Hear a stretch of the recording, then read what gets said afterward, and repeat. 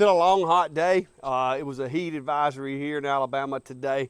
What better day to zip up in a pea suit and collect some honey? If I hadn't have been putting it off so long, I wouldn't have done it. But that's what we've been doing today. So come along, and I'm going to show you Cliff Notes version of the process to go from no honey to I got roughly about 1.5 gallons of straight, pure, unwatered honey. So let's get going.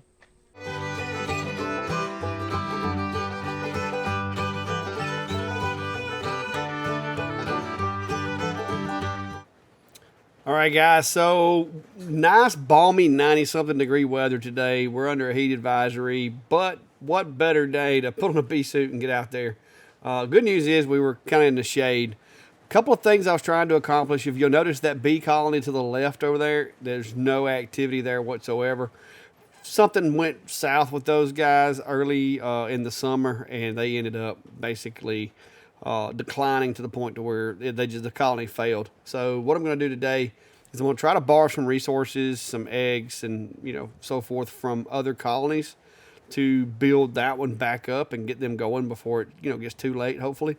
And also I wanted to go in and get a little bit of honey, check on my beetle traps and all that to see how the colonies are doing, and just checking on them. I was really hoping to get a little more honey than what I did, but I guess just my timing's not great, and the honey that they did have is mixed in with a lot of brood and stuff, and I like nice clean honey.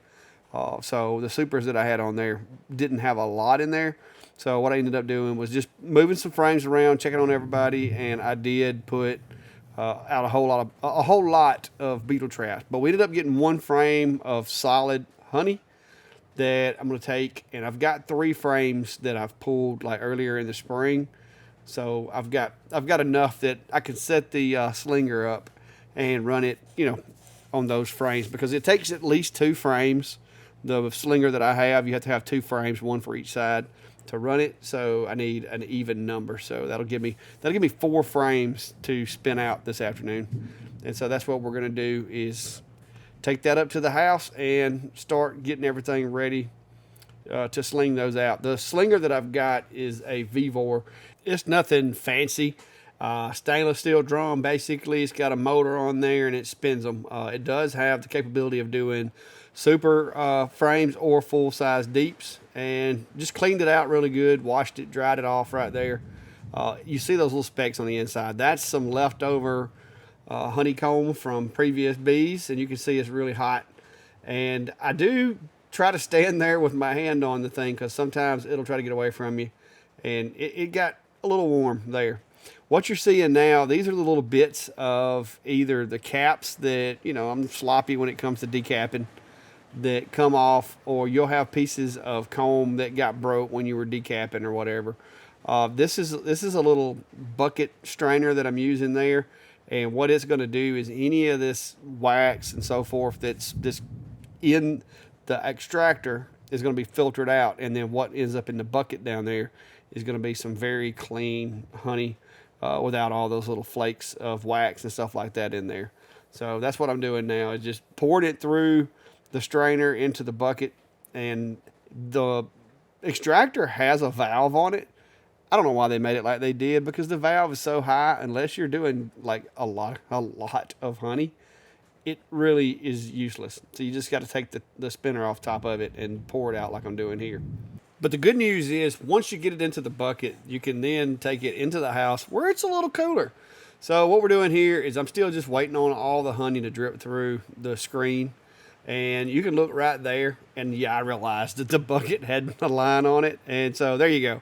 A little over 1 gallon. I'm going to say not quite 1.25 gallons, but just under 1.25 gallons of honey. And this is just pure honey, no additives. So yeah, I didn't notice that it had the gauge on it until after I took the video there. But just to give you a closer look at what we're working with here, it looks a lot like oatmeal, but those are the caps off of the honey and just little bits of wax that fell into the mix. So I'm going to let that sit for 30 minutes to an hour or so, and just let it finish dripping its way through there, and then we're going to put it in jars. And the way we do the jars, and I may modify the way that I did it, But we just use regular cannon funnels, and I usually take cheesecloth and stretch across the top of them. But using this strainer that I just bought, I don't know that that's necessary, so we may modify that moving forward, because I didn't get a lot of debris with the cheesecloth like I have in the past. Once we get them in the jars, like I said, these are the big wide mouth balls. Got them on sale at Tractor Supply. They work, okay? So there you go. They probably would be better for pickles, but they work for this anyway. And then once they get through, before we put it on the shelf, it goes into the freezer. I typically leave it in the freezer for at least about 3 days. And the main reason for this, guys, is putting stuff in the freezer and freezing it like that is a good way to control eggs from such things as wax moths, the hive beetles and stuff like that. Because the last thing you want is some little squiggly looking larva popping up in your honey because there was eggs left in there. So putting it in the freezer just kind of makes sure that if there is anything in there, it renders it unable to hatch. So there's that. You'll also notice there's lots of pork and beef and ham and a lot of squash from the garden. Like I said, we try to eat like locally sourced or homegrown stuff as much as possible. I mean, we're modern people. We can't eat everything, off the land, so to speak, but we try to incorporate heavily into that. So let's get towards the cleanup process, and let me show you another byproduct of this. All right, so there it is, guys. That is not some kind of cheesy soup. That is beeswax in its purest form. This stuff here, we take and put that in some water in a pot that is dedicated to doing this, because it's hard to get out of there. So my daughter uses the beeswax to make, such things as like lip balms, candles, all kinds of things, you name it. If you're a beekeeper, you can also use this stuff to coat your frames when you're rebuilding your frames in the off season, that kind of thing. So we try to use as much of that wax for things like that instead of just wasting it, because it's really good. And that is, like I said, that's just pure wax. The other part, once the bees clean it off, will go back to the bees to be used again. All right, guys, so the cleanup, after everything is all said and done, the cleanup is left to the bees. It's got a little honey on it for the bees to clean up and let them get what they want of that honey to kind of recycle the parts of it that are still intact before I go to, hosing everything down. So you can see they're all over everything that has honey on it. They're gonna clean that up in the next day or two. I'm just gonna leave it out here. It's stainless steel, not gonna hurt anything. So I'm gonna leave it out here in the yard and let those guys clean that up as well. And then the comb, you saw the comb back there by their hives. That's basically just allowing them to get what's left, so we don't waste no more than we can help. All right, guys. So it's starting to cloud up a little bit this afternoon, even though we were in a heat warning or whatever you want to call it. We've been basically a heat advisory all day.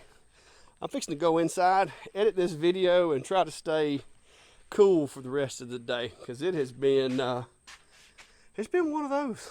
So till next time, guys, be safe and have a good day.